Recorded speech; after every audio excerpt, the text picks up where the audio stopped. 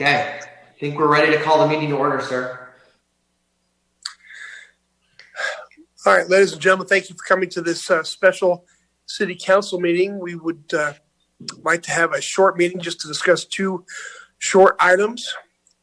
Before we do that, though, let's have a roll call. Gentlemen, when I call your name, if you can please state that you are present. Mayor Wells. Here. Deputy Mayor Ortiz. I'm present. Council Member Gogol. Present. Council Member Kendrick.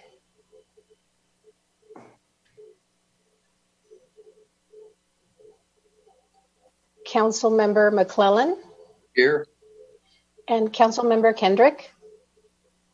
Present. Thank you.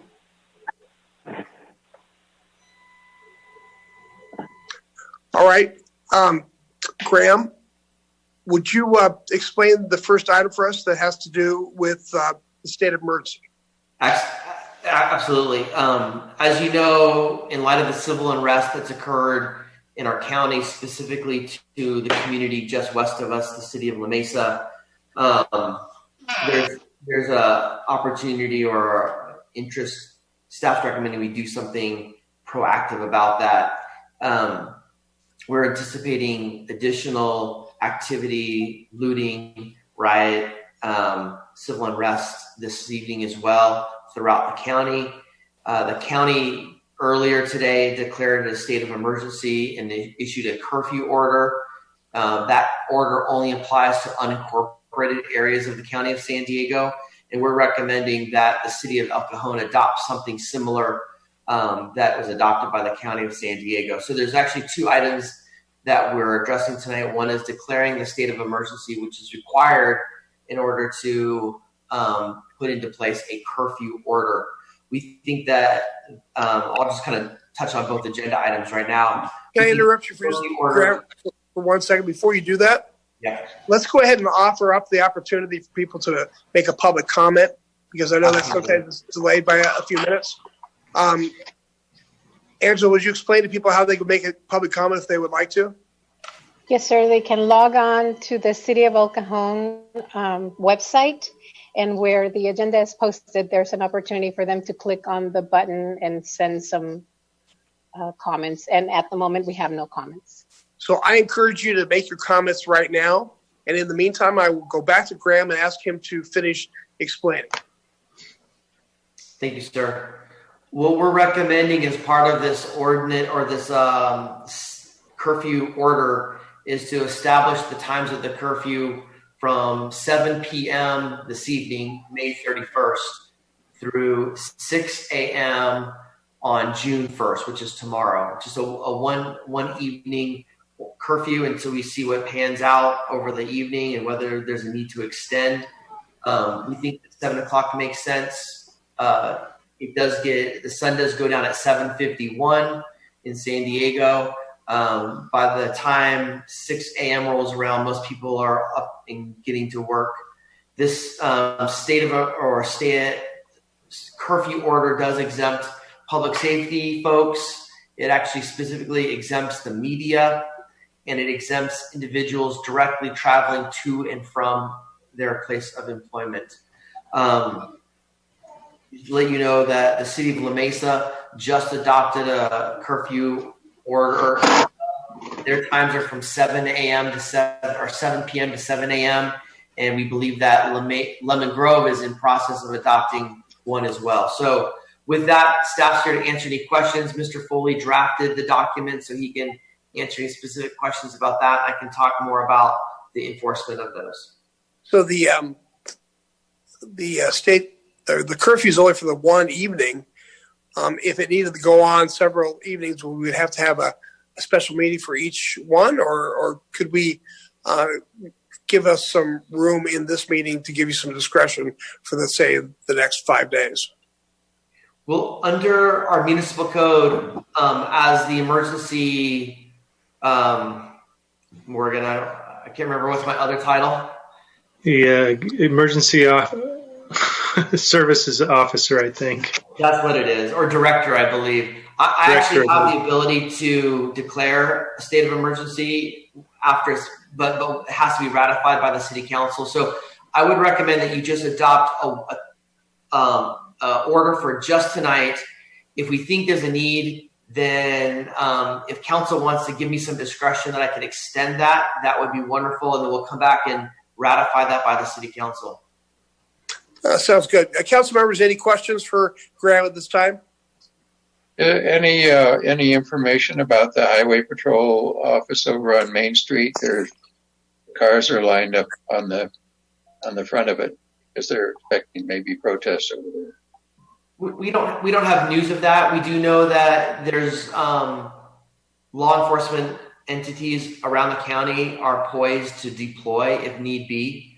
In fact, we heard rumors that there were protesters en masse at Parkway Plaza last night, but it just happened to be police officers that were staging at Parkway Plaza, ready to gear up for any issues in La Mesa. So sometimes you'll see or hear something that doesn't necessarily mean there's protesters or violence occurring in that area. So just be aware of that. Okay. Thank you. Any of the council members have questions of Graham or the city attorney? Yeah, I do. If we give you an extended, at least hope that the impact on local businesses who just recently opened for dine-in services considered. We certainly have to take into account those who have been severely economically impacted in any kind of a curfew that we do. Agreed. I mean, that is a downside of implementing a curfew. You do limit the restaurants that are just getting open. I think that's something the council have to weigh, whether there's some value in that.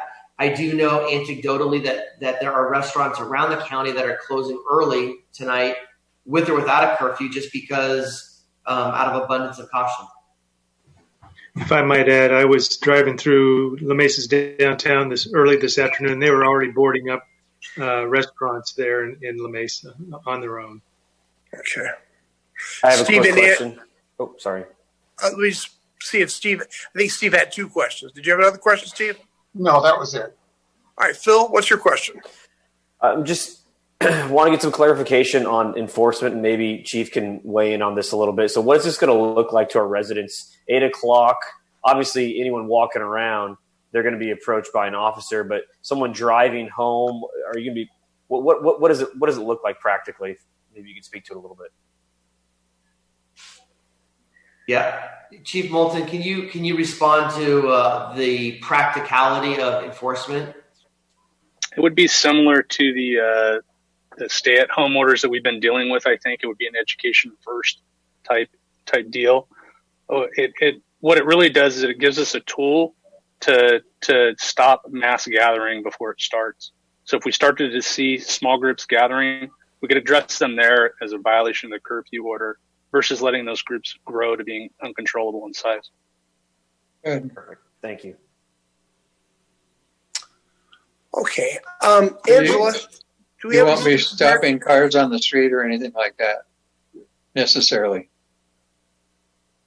Oh, council member, so I'll give you last night, for example, we saw several cars drive to Parkway Plaza. We think their intent was an attempt to loot Parkway Plaza, but we had a large police presence there. So if we saw cars circling around or probing areas such as that, we would stop them, yes. Okay, that would be important. But I mean, just around the city streets, single cars probably wouldn't be an indication of a problem. Probably not, sir. Does anyone know what time Parkway Plaza closes tonight? I think 7 o'clock. That was their original intent, was to close at 7 o'clock. I don't know. It's a good question. I'm looking that up right now. It says it closes at 6 p.m. At least according to Google. So there's really no good reason why somebody should be loitering around a closed shopping mall tonight. Wouldn't think so. No. All right. Let's ask Angela if anybody sent any questions in. We have no comments, sir. Am I required to close the public hearing then? No, there is no public hearing, so you can just move on to adopting the proclamation, which includes approval of the order for curfew. I'd like to move just that then. Second. Mayor Wells, your vote, please. Yes? Deputy Mayor Ortiz, Yes. Council Member Goebel, Yes. Council Member Kendrick, Yes. and Council Member McClellan. Yes. Motion carries by unanimous vote. All right. So do we have to deal with the state of emergency, or is that also then as part of that motion? That actually was included in that. You proclaim the state of dire emergency, and then as a part of that proclamation, you've ordered the implementation of curfew during those hours, as well as adopting the curfew regulations. You can sign both, though, Mayor Wells, and we'd like you to sign both of those documents so that we'll have them in the file. Okay, I'll do that. Just want to make sure there wasn't anybody else who had called in or tried to get hold of us to make a comment. No comment, sir. All right. If anybody calls us individually and asks, "Oh, where is that authority?" I wonder if we should have an emailed copy of that on our email so that we could send it to them if they have questions. Somebody calls and asks. We have a press release ready to go. And so with that press release includes a copy of the order. We will get you a copy of the press release with that order, so you'll have that, Mr. McClellan. Just if you just email it, that'd be fine, because people might call to, what's going on here, you know? Yep. And there is a requirement that it be posted on the website as soon as possible. So we'll take care of that too. Okay, very good. And maybe the police officer ought to have one in their car or something like that, so they can show it to citizens. So I'd like. Go ahead. No, go ahead, Greg. Well, I was going to mention, I've been in contact with Sharon Cooney, the interim director of MTS, and she's requested a copy of our order once it's adopted. I know La Mesa sent them a copy. The intent is to have them cease trolley services at curfew as well. So that will help in that, and they seem to be cooperative at this point. Before we end, I want to thank our police department and our fire department and all of our first responders for the great work they've done. And we say a special prayer for your safety tonight and the safety of first responders all over America. Right. Before we end, is there anybody involved tonight that needs to discuss anything else or has anything else that they wish to bring up? I'll take that as a no then, and I will make a motion that we adjourn this special meeting. Second. Moved and seconded. Mayor Wells, your vote. Yes. Deputy Mayor Ortiz. Yes. Council Member Goebel. Yes. Council Member Kendrick. Yes. And Council Member McClellan. Yes. Motion carries by unanimous vote. Thanks very much, everybody. Be safe out there. Okay. Keep the city safe. We will, as always. Yeah. See you soon. Thank you. Okay. Bye-bye. Take care. Bye.